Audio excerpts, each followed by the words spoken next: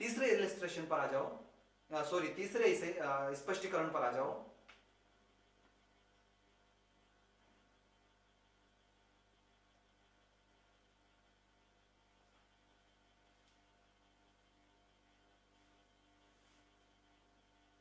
यह आवश्यक नहीं है कि दुष्प्रेरित व्यक्ति अपराध करने के लिए विधि द्वारा समर्थ हो, या वह उसी या उसका वही दूषित आशय या ज्ञान हो जो दुष्प्रेरक का है, या कोई भी दूषित आशय या ज्ञान हो।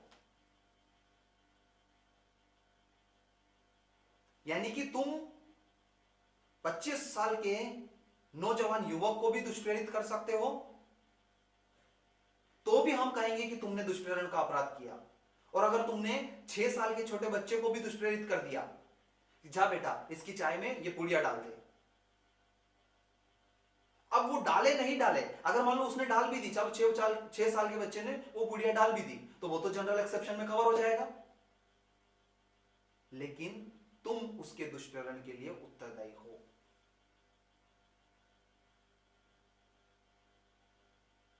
बहुत इंपॉर्टेंट इलस्ट्रेशन है इसके, सारे इजी हैं, किसी में कोई कंफ्यूजन नहीं है, अभी पढ़ के आ रहा हूं मैं, आप लोग रीड करोगे। कोई चित्त विकृति के कारण उस प्रभाव में आकर के वो घटना का अंजाम दे देता है, तो वो तो बच जाएगा क्योंकि उसने मूल अपराध किया है, लेकिन उसको उकसाने के चक्कर में तुम निपटा दिए जाओगे। यह है आपका स्पष्टीकरण 3।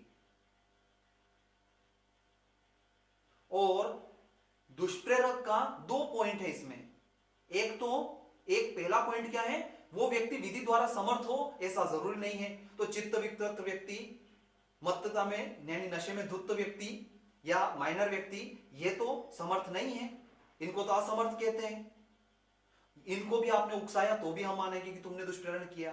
दूसरा पॉइंट क्या है, इंटेंशन का, चाहे वो मेजर भी हो लेकिन उस व्यक्ति का। अच्छा, यहां पर जो बात हो रही है वो मेजर और माइनर दोनों के लिए हो रही है कि कोई 25 साल का व्यक्ति भी है, तुमने उसको दुष्प्रेरित किया, लेकिन तुम्हारा और उस व्यक्ति का वो कार्य करने का इंटेंशन सेम हो ऐसा जरूरी नहीं है। अगर सेम इंटेंशन होगा, इसको अपन पनिशमेंट के तौर पर डिफरेंस करके देखते हैं, है ना। इधर देखो, आपका जो सेक्शन है ना, सेक्शन 49, सेक्शन 50 और 51,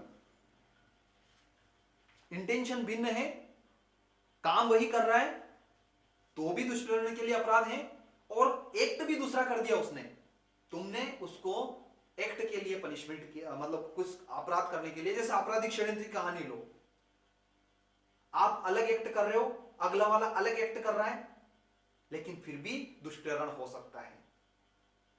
इसको मैं सेक्शन 51 के साथ वापस से कनेक्ट कराऊंगा जब अपन वो पनिशमेंट वाले पार्ट देखेंगे, ठीक है। यह है आपका स्पष्टीकरण 3। फिर वैसे कर देंगे, लेकिन उनको एक्सेप्शन मिल जाएगा जनरल एक्सेप्शन में, लेकिन तुमको नहीं मिलेगा। ये जो स्पष्टीकरण 3 है यही बोल रहा है कि तुम दुष्प्रेरण के लिए नाप दिए जाओगे।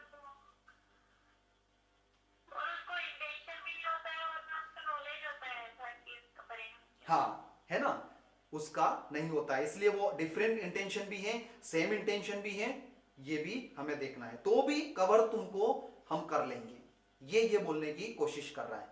फिर इलस्ट्रेशन, सॉरी एक्सप्लेनेशन 4, ये क्या बोल रहा है कि अपराध के दुष्प्रेरण का दुष्प्रेरण भी दुष्प्रेरण है,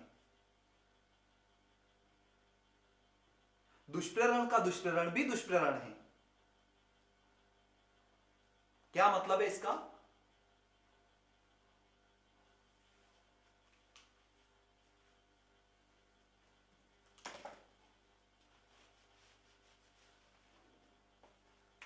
ये एक व्यक्ति है, ये एक व्यक्ति है और ये एक व्यक्ति है। इस व्यक्ति की हत्या होनी है, हत्या करने वाला ये है, हत्यारा लिख रहा हूं मैं ना, समझ जाना।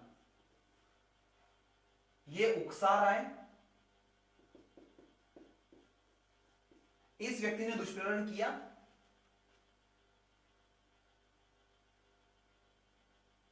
लेकिन इसको भी उकसाने के लिए ये तीसरा व्यक्ति बोल रहा है, ये ए है, ये बी है, ये सी है और ये डी है।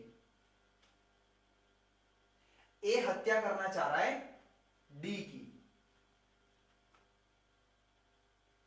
ये डायरेक्ट सी को उकसा सकता है कि भैया इसको मार दो, लेकिन वो क्या कर रहा है, बी को उकसा रहा है। कैसे? कि भैया ये सी तुम्हारा साथ रहता है, इसको बोलो यार कि वो इसको मार दे। तो इसका दुष्प्रेरण ये है, इस दुष्प्रेरण का भी दुष्प्रेरण ये भी दुष्प्रेरक है। देखो इसका इलस्ट्रेशन, ग को य की हत्या करने को उकसाने के लिए ख को क उकसाता है। ये क ख को उकसा रहा है, क्यों? कि भैया सी को बोलो कि वो य की हत्या कर दे। घ को य की हत्या करने को उकसाने के लिए ख को क उकसाता है। ख तदनुसार य की हत्या करने के लिए घ को उकसा देता है ना। ये ख जो बीच वाला सेकंड वाला है, ये इस सी को उकसा देता है कि भैया तुम य की हत्या कर दो, और ख के उकसाने के परिणाम स्वरूप घ उस अपराध को करता है। ख अपने अपराध के हत्या के लिए दंड से दंडनीय है, और क ने उस अपराध को करने के लिए ख को उकसाया, इसलिए क भी उसके लिए दंडनीय है या दंडित किया जाएगा। यह है अपराध के दुष्प्रेरण का दुष्प्रेरण भी दुष्प्रेरण है। 3 बार दुष्प्रेरण आ रहा है, दुष्प्रेरण का दुष्प्रेरण भी दुष्प्रेरण है। ठीक है। फिर एक लास्ट इलस्ट्रेशन आ जाता है, षड्यंत्र, आपराधिक षड्यंत्र में, है ना। देखो इलस्ट्रेशन 5 क्या बोल रहा है, षड्यंत्र द्वारा दुष्प्रेरण का अपराध करने के लिए यह आवश्यक नहीं है कि दुष्प्रेरक उस अपराध को करने वाले व्यक्ति के साथ मिलकर उस अपराध की योजना बनाए। ये जो साथ मिलकर है ना, ये इंपॉर्टेंट है। ये नहीं बोल रहा है कि योजना नहीं बनाए, योजना तो बनानी पड़ेगी, एक साथ करार करना है ना, करार तो होगा, लेकिन साथ मिलकर बनाए ये जरूरी नहीं है। ये जो साथ मिलकर शब्द लिखा है ना, इसका ये मतलब मत समझना है कि वो मना कर रहा है कि योजना ही नहीं बनाए। योजना तो बन रही है। जैसे एक नेता को उड़ाना है बम से, तो जो बम